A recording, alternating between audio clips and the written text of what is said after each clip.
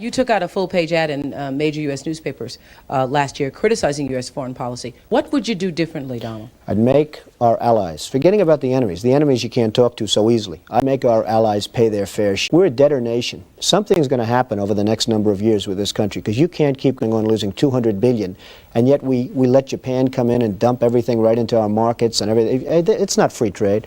If you ever go to Japan right now and try to sell something, forget about it. Just forget about it. It's almost impossible. They don't have laws against it. They just make it impossible. They come over here, they sell their cars, their VCRs, they knock the hell out of our companies. And hey, I have tremendous respect for the Japanese people. I mean, you can respect somebody that's beating the hell out of you, but they are beating the hell out of this country. Kuwait, they live like kings. The poorest person in Kuwait, they live like kings.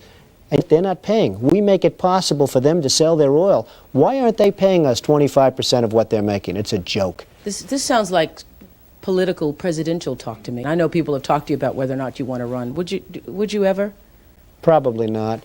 But I do get tired of seeing the country ripped off. Why would you not? I just don't think I really have the inclination to do it. I love what I'm doing. I really like it. Also, it doesn't pay as well. No, it doesn't. But, you know, I just probably wouldn't do it, Oprah. I probably wouldn't, but I do get tired of seeing what's happening with this country. And if it got so bad, I would never want to rule it out totally because I really am tired of seeing what's happening with this country, how we're really making other people live like kings and we're not. What do you think of this year's presidential race, the way it's shaping up? Well, it's going to be very interesting. I think that probably George Bush has an advantage in terms of the election. I think that probably people would say that he's got like that little edge in terms of the incumbency, et cetera, et cetera. But I think Jesse Jackson's done himself very proud. I think Michael Dukakis has done one hell of a job.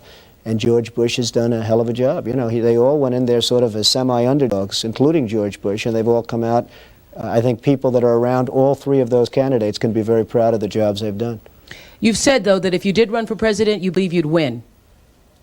Well, I don't know. I think I'd win. I tell you what, I wouldn't go in to lose. I've never gone in to lose in my life. And if I did decide to do it, I think I'd be inclined, I would say that I would have a hell of a chance of winning because I think people, I don't know how your audience feels, but I think people are tired of seeing the United States ripped off. And I can't promise you everything, but I can tell you one thing, this country would make one hell of a lot of money from those people that for 25 years have taken advantage. It wouldn't be the way it's been, believe me.